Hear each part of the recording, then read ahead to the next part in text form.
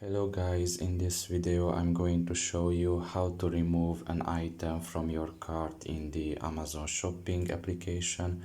The first thing you need to do is enter the app.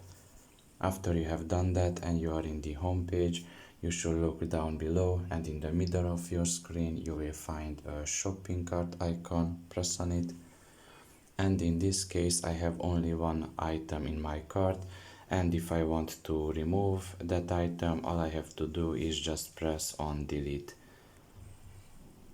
And you can see it was instantly deleted without asking anything or are you sure or any kind of question like that. It just deletes it instantly.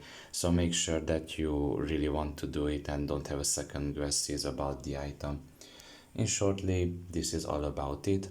I hope this video was helpful to you. Thank you for listening and see you next time. Bye bye.